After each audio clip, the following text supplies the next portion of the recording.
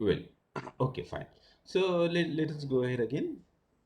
So, James Mill, he was prejudiced against the Indian, and when he wrote an account of the Indian civilization, he wrote that Indian people were backward, they were not civilized, and it's just that the people who came from outside has civilized them. Similarly, Karl Marx had an attitude to look everything from the economic perspective. So, if you have that kind of prejudice, it's quite possible that you may not be able to do justice to the historical phenomena.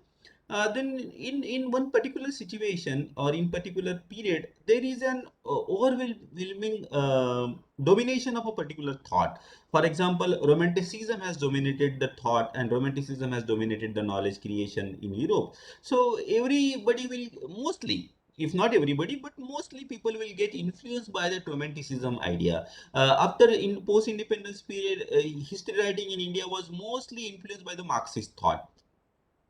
Positivist thought was also very important in Europe during the 19th century.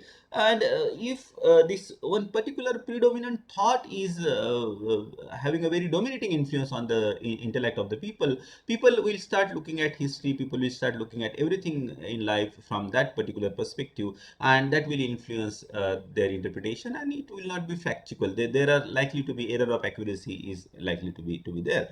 Then expertise, as I told you, if I am not an expert, but if I still want to write about it, probably I'll make mistakes. Uh, then if lot of time has passed, for example, a event has taken place and long back, and then I have witnessed that event when I was teenager, but I'm writing about it when I become very old. It's likely error of accuracy is likely to be on the higher side. So lastly, I will just sum up. External criticism is an elementary operation that we do with the text, that we do with the resource. We try to identify if the resources are useful for us, are related to our research, and are they authentic.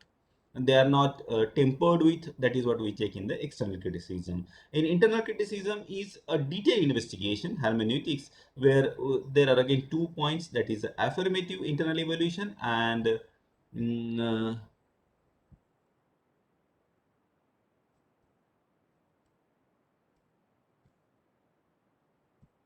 affirmative evaluation and negative internal evaluation, where we check very thoroughly in what situation the author has written, if the author is having a particular bent of mind, if the author is biased, has he done a certain error between, there are certain things like patriotic error of good faith, and if there is any error of accuracy because the canvas of description is too large, or the area or the period that is taken by the researcher is too large.